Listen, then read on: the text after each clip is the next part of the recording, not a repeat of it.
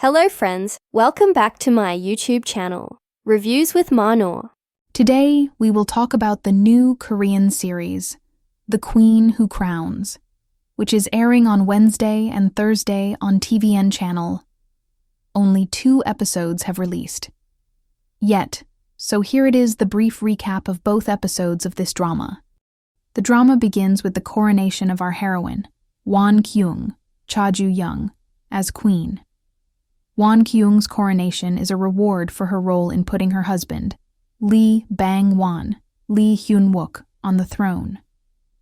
A bit of history for context's sake. Bangwon killed his half-brother, Crown Prince Bang Seok, in a rebellion to seize power. His brother, Banggan, initiated another rebellion 2 years later, and Bangwon's wife, Lady Min, now Queen Wongyeong, spurred him on to defeat Banggan despite his reluctance to fight his brother. Through this rebellion, Bangwon finally ascends to the throne.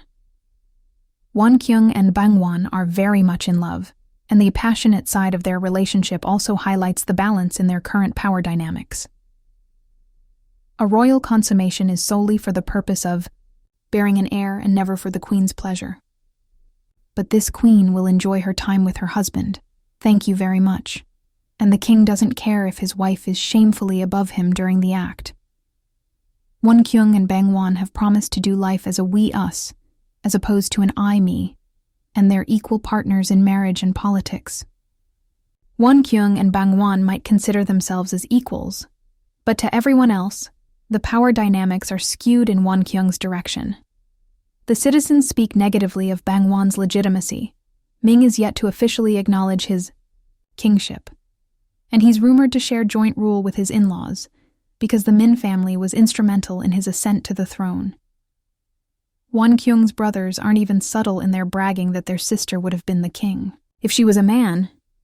But Wongyeong remains deferential to her husband. She gives him the sole glory for winning the rebellion and encourages him to carry out his great plans for the nation.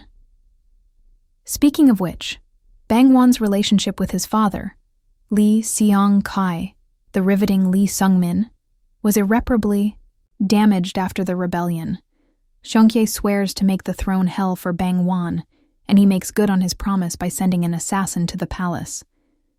Bangwon recognizes Seong-kye's right-hand man when the assassin's mask slips, and though the assassination is unsuccessful, he is shaken as he realizes the depth of his father's resentment. Thinking about it, Wongyeong and her family benefited more from the rebellion than he did, and for someone who has always looked up to his father, Bangwon belatedly wonders if the throne was worth ruining their father-son relationship. Thus, the cracks begin to surface in his relationship with Wongyeong. The gap widens when Young Shil, Lee Shia, a former servant who Wongyeong saved from being beaten to death by the late Queen Dowager, enters the scene with her son from a relationship with Bangwon during his princely days. Wongyeong is upset to learn about the affair, but regardless of her feelings, the kid is still a prince. She asks to handle the situation, but Bangwon goes against her wishes and orders that young Shil be brought into the palace along with the prince. Crack. The resulting confrontation is so beautifully and heartbreakingly intense, and it's my highlight scene of the week. Wongyeong requests that Bangwon comes down from the throne because she wishes to speak to him on the same eye level as a wife to her husband. But he interprets this as contempt and her desire to sit on the throne. To satisfy Wongyeong's curiosity as to why it had to be Young Shil of all people, Bangwon brings up the humiliation he felt having to cling to her powerful family in order to survive the late dowager's countless attempts to kill him. His insecure ass figured the most effective way to humiliate Wongyeong in return was to have an affair with her servant, and that's why he chose Young Shil. Damn. Wongyeong cannot believe her ears, and I can't believe mine either. She tells Bangwon that he doesn't seem to be the person she has known for a long time, and he tosses their equal partnership aside with a reminder that he is the king of the nation, and she is his subject. I will make all the decisions, and you just have to follow them. Crack. Snap. Since Bangwon has chosen to be an I-me instead of a we-us, Wongyeong refuses the next royal consummation. she tells him she'd never have utilized her entire family to make him king if she knew he'd change this badly, and Bangwon storms out to do what he does best. Take Wonkyung's beloved court lady, Cha Joo-young, Lee Yi-dam, by force. Inserts inappropriate word choices. With Young Shil, it was humiliation, but with Cha Joo-young, Wonkyung is actually hurt.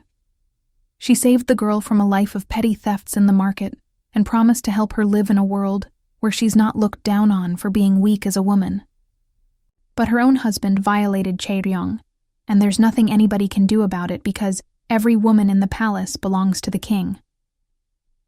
The royal favor is a boon to court ladies who desire it, but to Cha Joo-young, who struggles with the guilt of betraying her mistress, Wonkyung says it's something to be angry about. She's not upset with Cha Joo-young for what happened, because if anyone is to be blamed, it's the king. But as a favored court lady, Cha Joo-young has to leave the queen's service, and Wonkyung instructs the head court lady to make sure no one looks down on her for her lowly background. An ambitious young Shil, now Princess Hyo-sun, enters the palace with one goal: to monopolize the king's affection. She knows his weak spots and how to massage his ego, and it's easy peasy. Hyo-sun might care about Bangwon a little, but she's also using him to advance her own purpose, whether it be gaining power as a concubine or for material benefits. But I guess the king doesn't mind being used as long as the user doesn't fan his insecurities or make him feel threatened by their powerful family. As queen, Wonkyung is the official mother of Hyo-sun's prince, but she's very strict with her children's education. In modern day, she'd totally be the helicopter mom who sends her kids to 101 different after-school academies. After she whips the prince for refusing to study, Hyo-sun accuses her of taking her anger out on the kid because she's jealous that she has lost the king's affection. She goes on to blame Wonkyung for making Bangwon lonely in the first place, and says that he felt suffocated while living with a fierce wife and imposing in-laws. The nerve! Wonkyung has managed to retain her queenly composure amidst the affair drama, but Hyo-sun's unwanted opinion on the issues in her marriage tips the scale to breaking point, and she slaps the living daylights out of Hyo-sun. Of course, trust Hyo-sun to use the handprints on her cheeks to win sympathy points with Bangwon.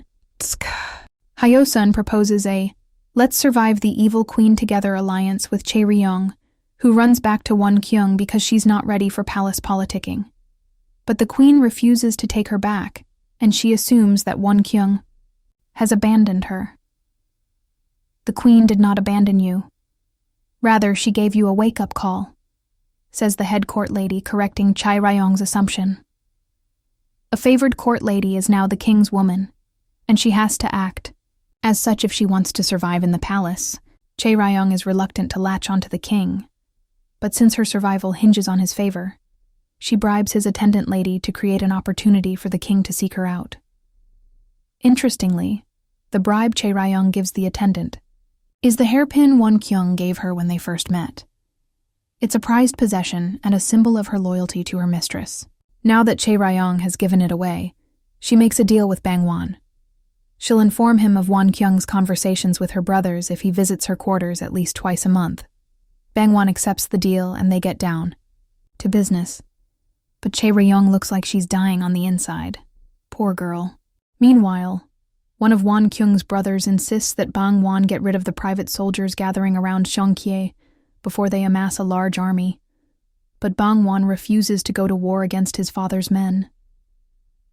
Soon, Seongkye invites Bangwon to a ritual ceremony to mark the renovation of a Buddhist temple. Wonkyung and Bangwon are individually suspicious about this invitation, but they're forced to attend the ceremony because they don't have a justification to refuse the invitation. And at the temple, Wonkyung gets late information that they've walked into a trap, and she rushes to warn Bangwon just as Seongkye pulls out a mace and swings in their direction. Oh, Mona. This is the stuff that epic cliffhangers are made of. It's an acting party over here in The Queen Who Crowns, and I'm loving the energy everyone is bringing to their very interesting and complex characters. The show's production value is excellent, and its cinematography and general aesthetics are eye-catching. There's not much to say about what I expect from the show plot-wise since it's majorly predetermined by actual historical events. But for one, I am glad most of the internal court drama in this show seems to revolve around the queen, the king, his father, and the concubines. The drama gods know we need a break from those left, right, and center state ministers and counselors that populate the royal palaces of Joseon.